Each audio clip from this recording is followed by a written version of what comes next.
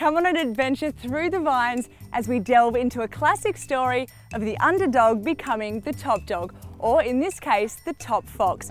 Back in the mid-80s, the soil on this McLaren Vale property was deemed too heavy to produce cultured wines. But 27 years later, Fox Creek Wines in South Australia has become renowned for their top quality drops. Joining us now is winemaker Scott. Scott, tell us about some of the obstacles that you had to overcome 27 years ago with the soil. Well, the soil preparation was the key to allowing the vines to establish themselves and produce some really fantastic fruit.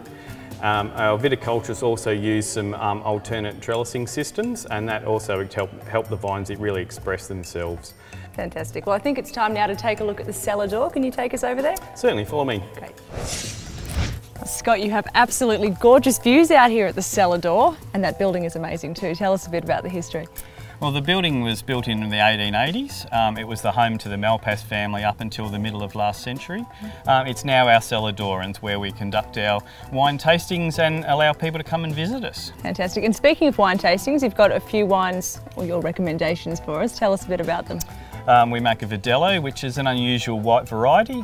It's a rich fruit-driven white wine style, but it goes really well with food. Our Vixen is a sparkling red, and it's a really big, rich red wine with bubbles in it.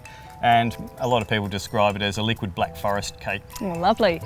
And then, of course, our Reserve Shiraz, which is our flagship and our most famous wine. It's Langton's classified and is pretty much the pinnacle of what we can do. So that's the one people need to ask for? They certainly do. So when someone comes to the cellar door, what do they get to experience? Well, they don't only get to taste our fantastic range of wines, but they also get to sit here in the gardens. We have regional platters on offer as well.